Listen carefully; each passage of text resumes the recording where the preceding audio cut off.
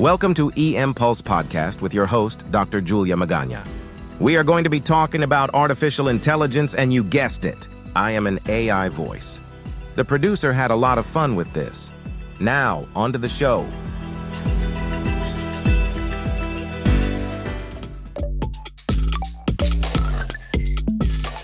Welcome back to eMpulse. All right, today we are going to dive into the very cool but yet choppy waters of artificial intelligence in the context of emergency medicine.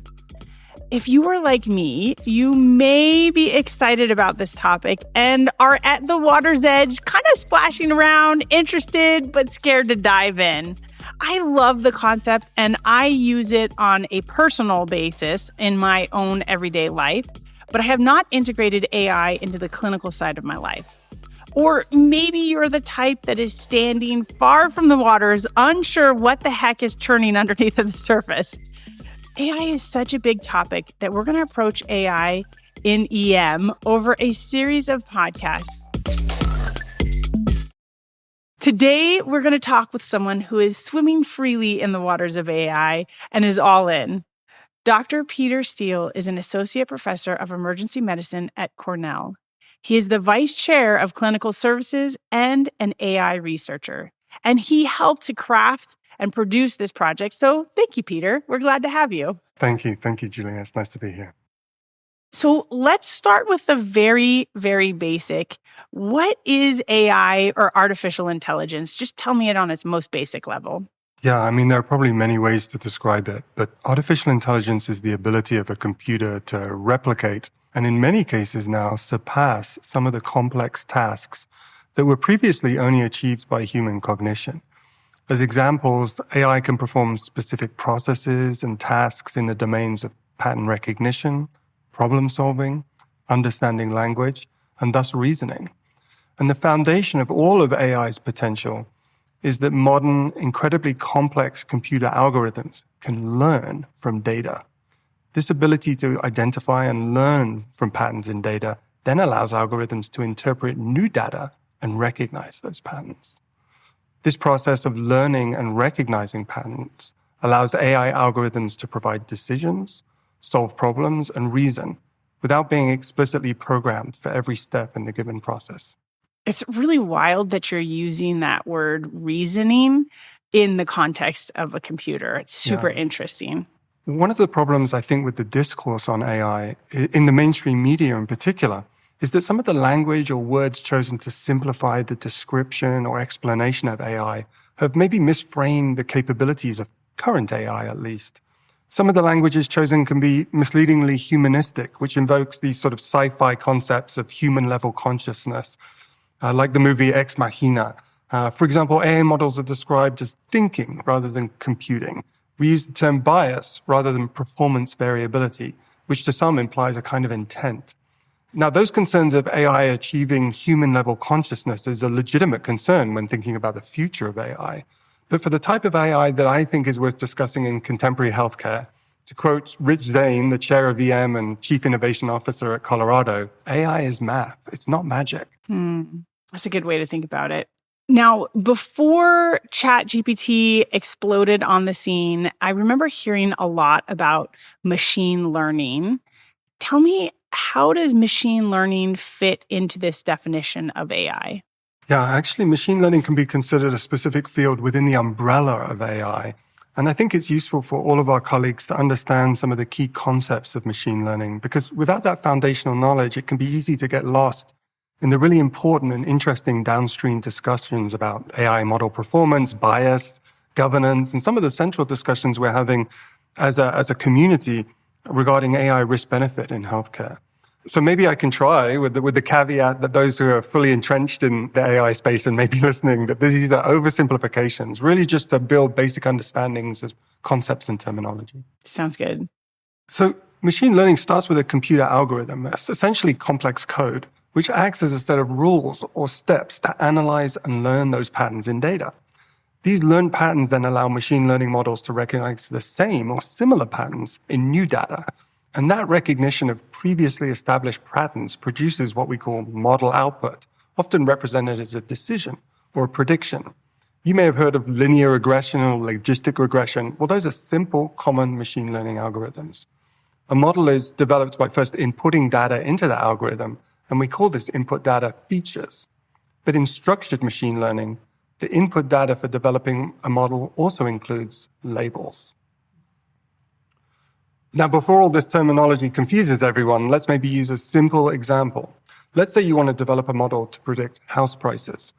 One could use, say, a simple linear regression algorithm to analyze the data from, say, Zillow and learn relationships between certain house details like square footage, number of rooms, number of windows, and current house prices. The house details chosen to develop the model, that square footage, number of rooms, etc., they're features. The house price is the label. Some of the more common structured machine learning models proposed for healthcare use patients' health data, their heart rate, their age, their white cell count, as the features, and the patient's outcomes, diagnosed with sepsis or not, as the label.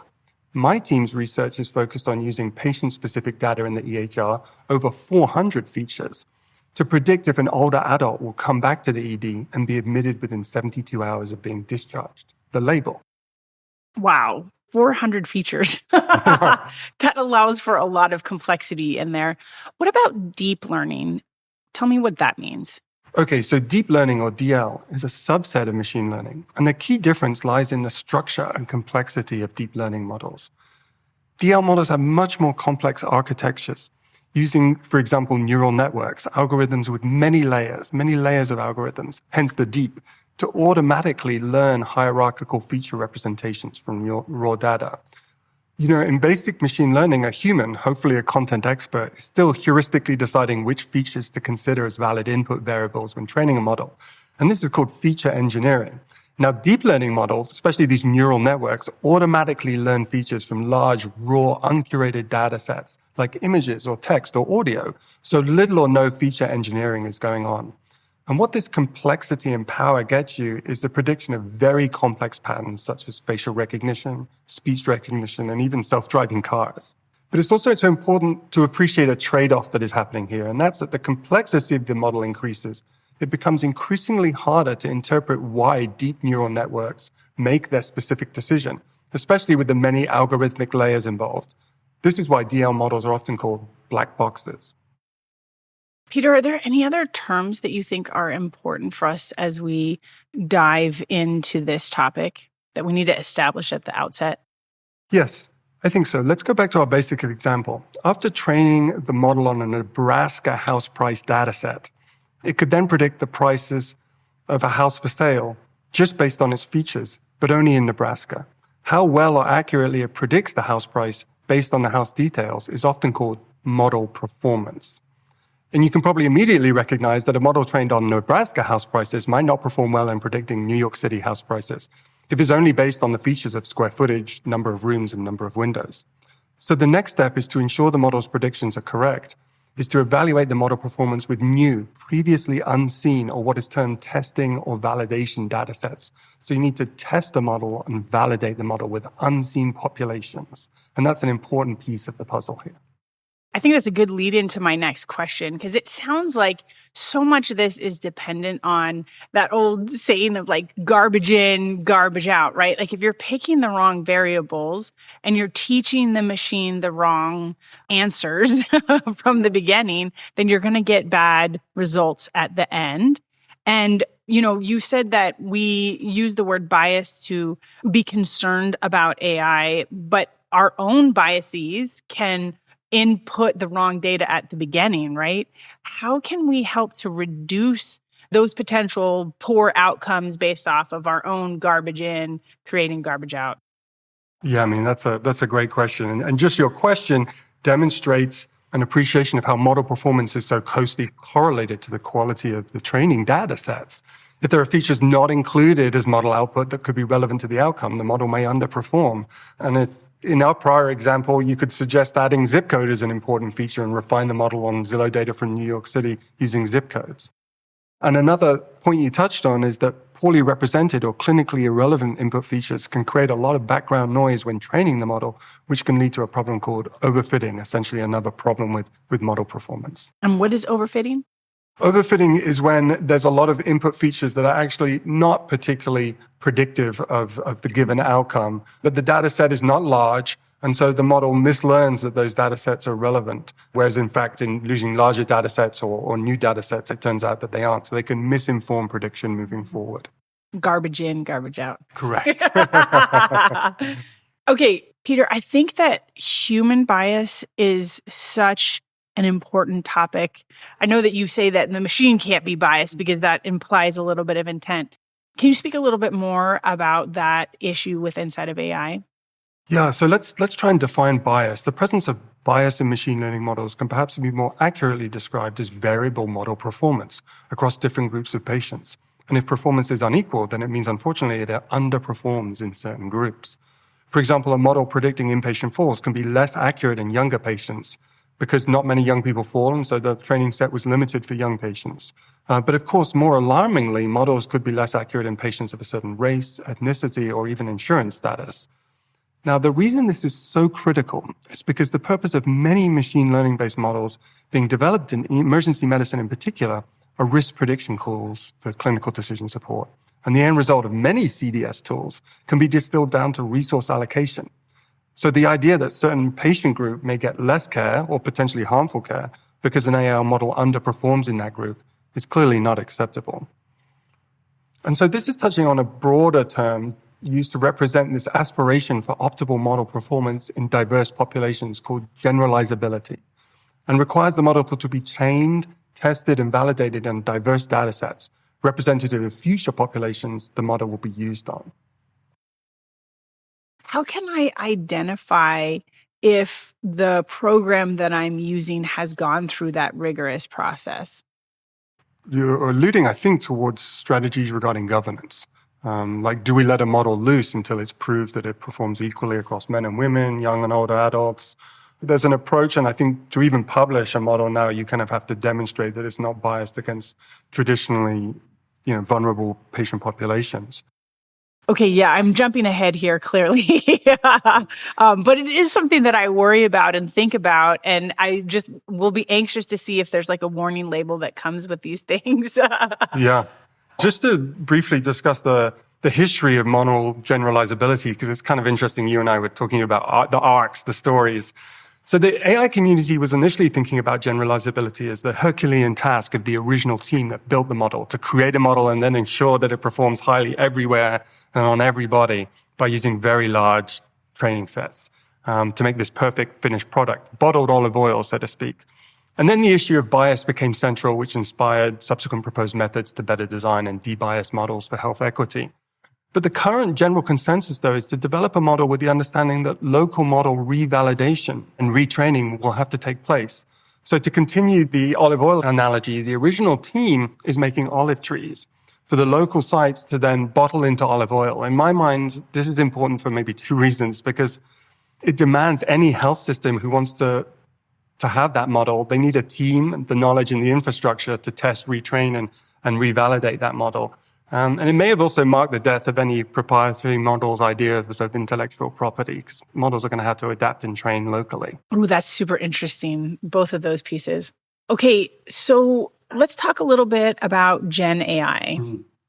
Gen AI is just another umbrella term, but this one refers to all types of AI that can create new content. And that can be text, images, music, or even code, based on the data it's been trained on. And the backbone of Gen AI's ability to do this is that sophisticated deep learning methods we discussed earlier. So that the goal of Gen AI is to generate original output that resembles the examples it was trained on, perhaps with specific instructive modifications. Maybe you've been torturing yourselves on your iPhones, downloading apps that will take your photos and create images of yourself 20 years older. My wife's told me to delete that app. That's image Gen AI. On YouTube, hip-hop records are being reimagined as classic Motown songs. That's Gen AI music.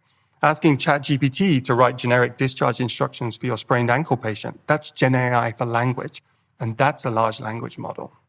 So tell us a little bit more about large language model. Let's define that and natural language processing. Yeah.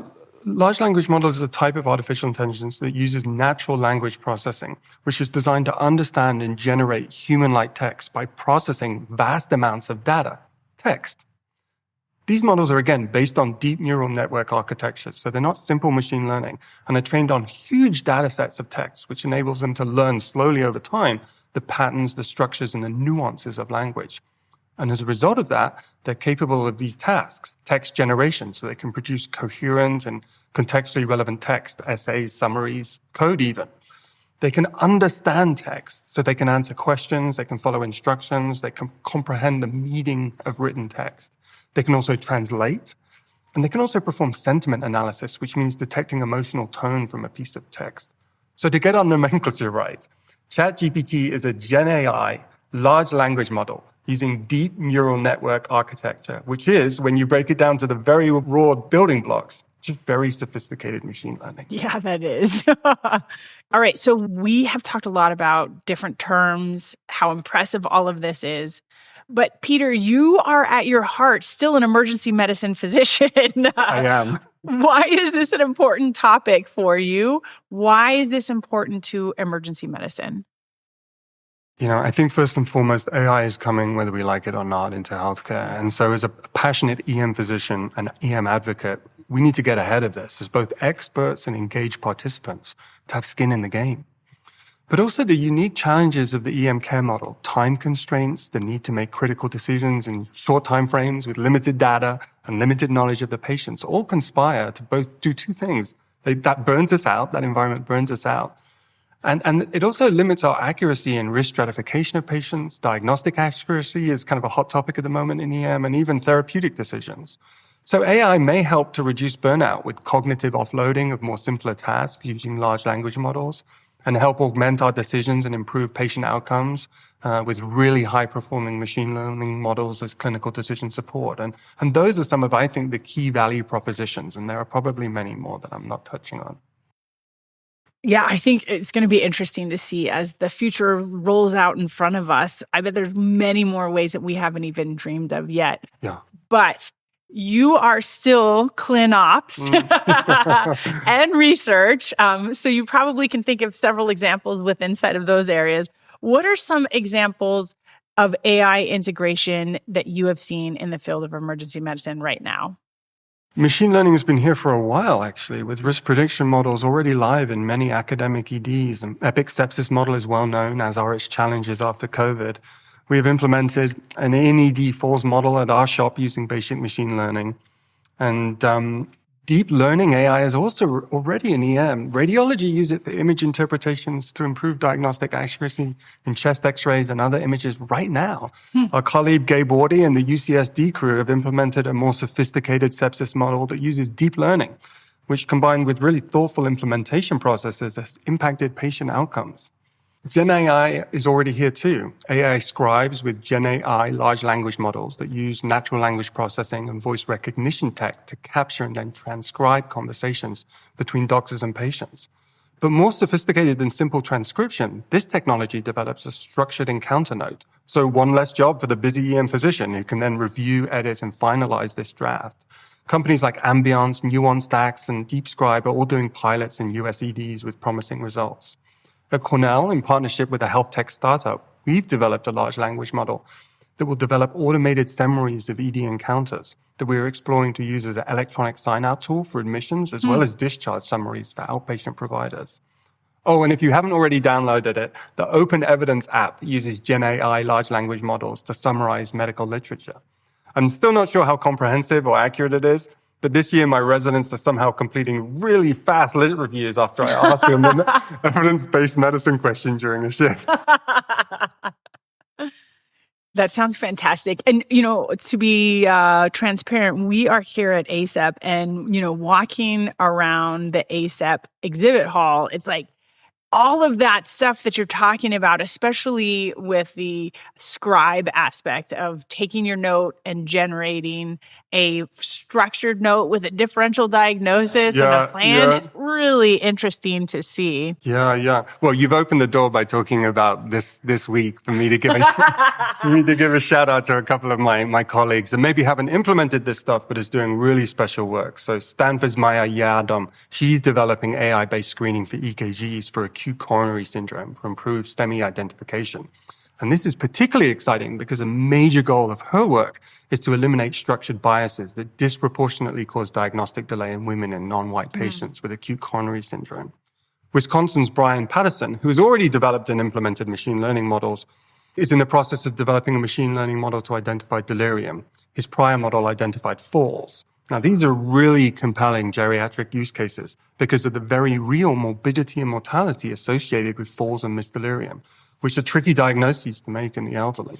Yeah, I would think, falls I could kind of see, but delirium seems like quite the challenge to take on. Yeah, I agree. Delayed diagnosis in delirium can increase mortality by 50%. So that's a really compelling use case. And great clinicians are missing delirium. So perhaps those 500 variables, I'm not sure how many variables he's trying to use, but the idea that it's superior to a 5-point heuristic risk screening tool is a compelling use case for machine learning tech. So I only take care of kids, Peter. So, thinking back about delirium, like part of the reason why it's so hard to diagnose is there's so many variables and I don't even know how you could create a rule for that. Tell me a little bit about the context of why machine learning is better for something that has so many variables versus just like a delirium score or something like that. Yeah, well, we hope it might be better. And there are some of these early use cases that suggest it is. But I think it's fascinating to think of this stuff in the context of the history of risk prediction in medicine and in emergency medicine. And, for centuries, we were relying just on clinical gestalt, and we can kind of call that phase one. And then over the past few decades, they were in sort of phase two, where we used or developed clinical decision support scores like the heart score used to predict major cardiac events in 6 weeks to augment gestalt. And for example, heart score uses 5 features: the history, the EKG findings, the age of the patient, the patient's risk factors, and the troponin level. And each of those 5 features passes the clinician's sniff test, right? Now, while it's not impossible, it is very expensive to validate and revalidate the heart score's performance across many different and changing populations that we have. For example, when you were using the heart score back in 2015, did you know how it performed in Latinx women compared to white men? No, huh?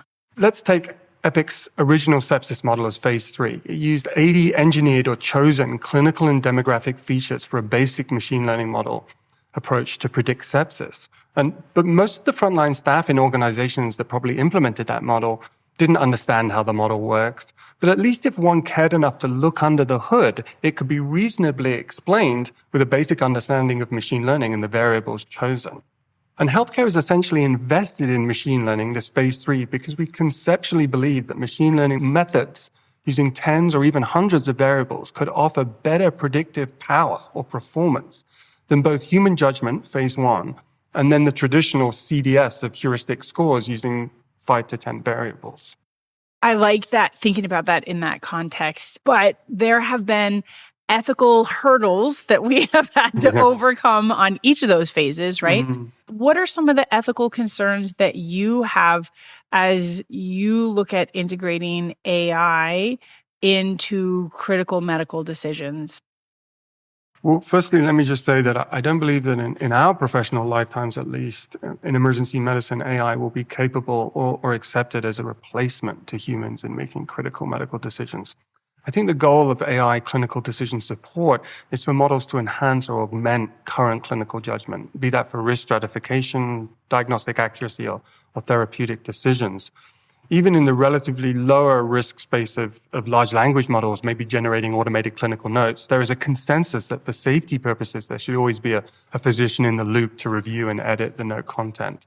But I agree, even with those parameters, there are many ethical issues, both pragmatic and conceptual. But just to touch on a few more, like patient consent, should patients be consenting to the use of AI-based clinical decision support? Most people in 2024 would probably say yes. But health systems legal teams across the US have varied opinions on this topic. And this topic probably warrants a really long discussion, worthy of probably a full podcast. So I don't want to trivialize the complexity of the issue, but just to provoke a thought, did we consent patients to use the San Francisco syncope score in 2007? And how about when a specific type of AI CDS becomes endemic across the US, sort of a standard of care? Do we consent them? Do our opinions regarding consent change if the stability of model performance is confirmed? Or are we more consenting the patient for the concept of AI use in patient care? And perhaps it doesn't matter or matters less what we as providers and healthcare leaders think about consent.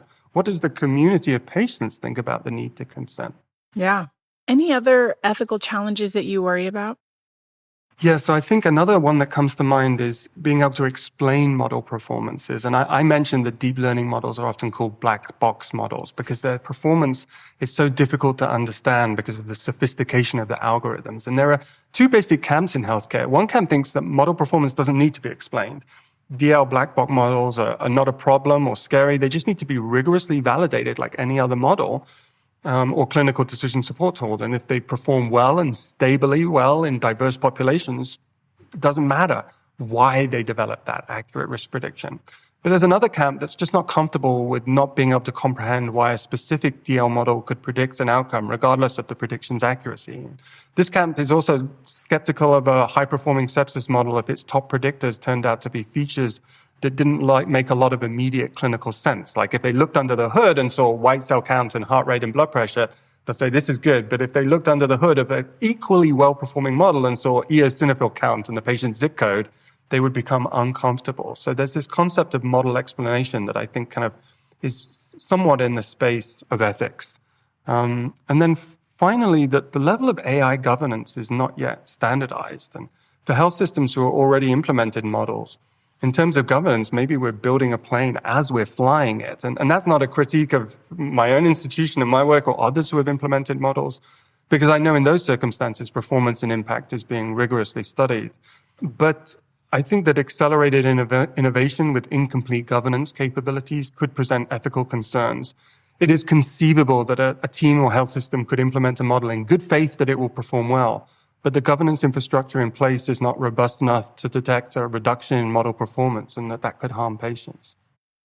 I think that leads to this next question, Peter, of what's actually stopping emergency medicine or medicine in general from leveraging the power of ChatGPT as soon as possible, like other industries, for helping us write notes and discharge instructions, et cetera, et cetera? Yeah. Well, I'm glad you asked that because I actually left something off the important list of ethical issues, and that's patient privacy.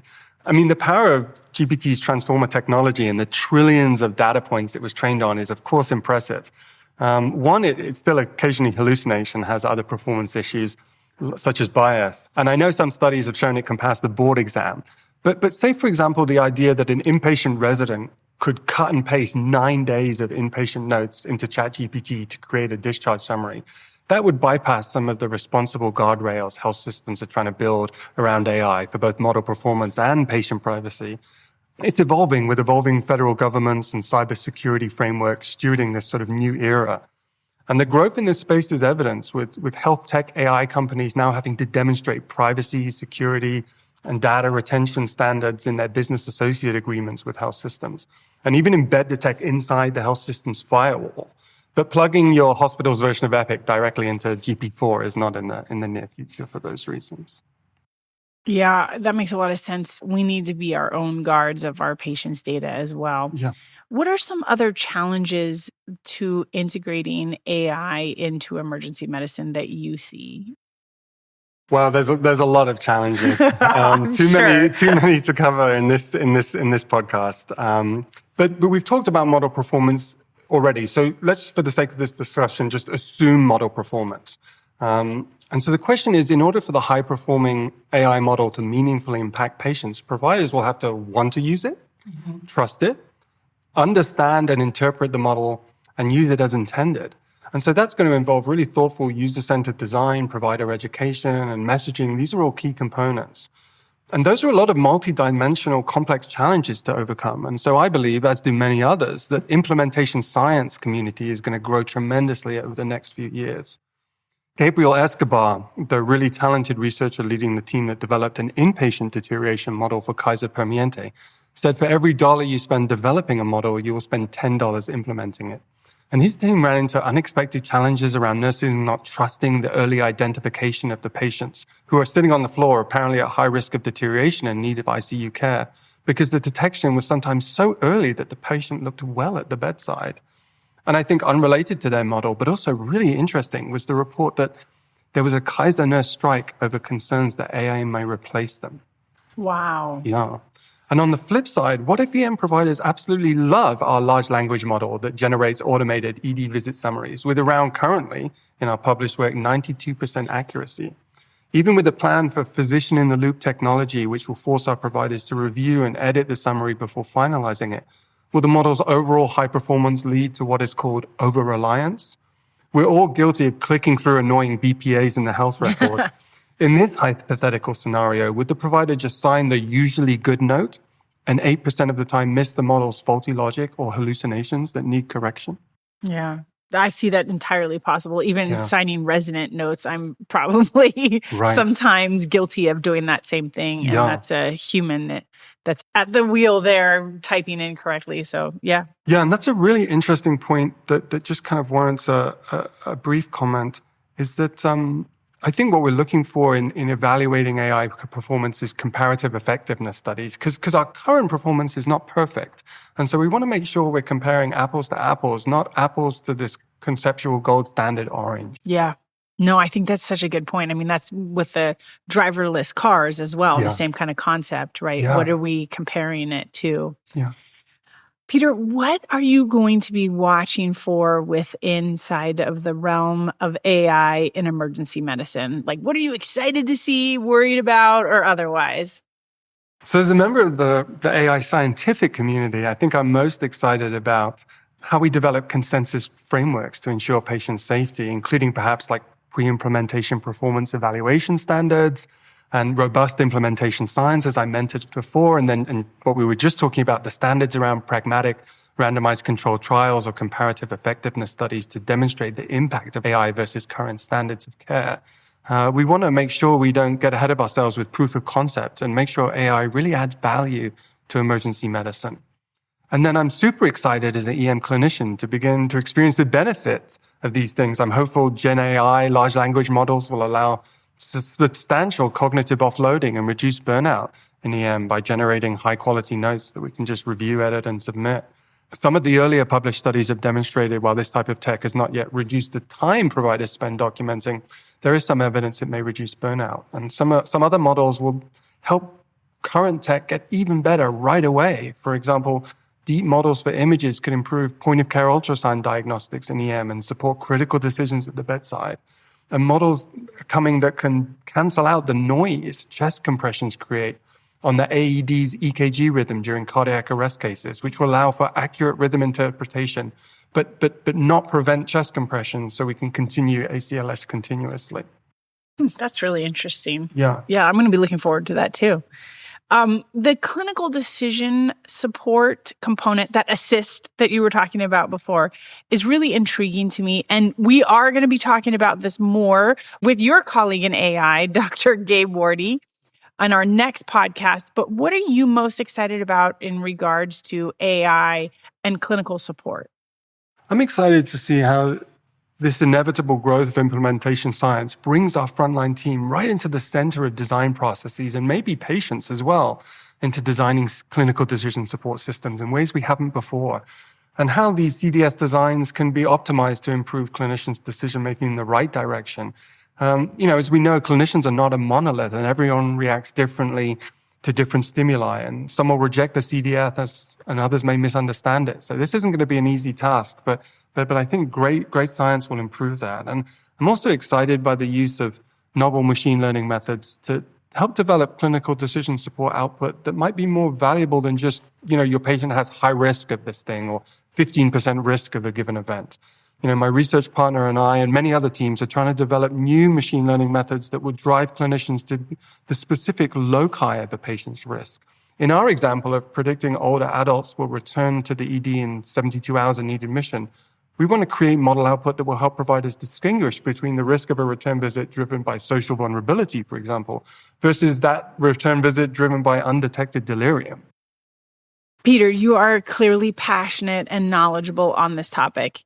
For the rest of us who don't have this deep wealth of knowledge, where can we go to keep up as this area is evolving and to make sure that we don't get left behind?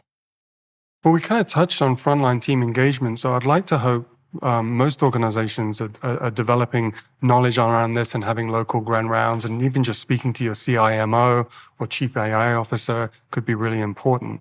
I want to shout out a few other sort of common venues. So the New England Journal and Nature have both developed their own open AI journals. So keeping up to date with the literature, those are two excellent sources of high quality information, including editorials that maybe don't go into too much granular detail, but just give an overview of the direction of the science. And going to places like ACEP and SAEM, just recently we've revised the content of the ACEP's ED Directors Academy to have a couple of sessions on AI. So I think our programs here will be great at ACEP moving forward. Yeah, it's been helpful for me, even just walking around and talking with people and attending things and seeing what talks are being presented has helped to broaden my understanding. And we are also going to have a few more podcasts on this topic. So thank you, Peter, so much for your time. And we look forward to continue exploring this topic with you as we dive into more aspects of AI with Inside of Emergency Medicine.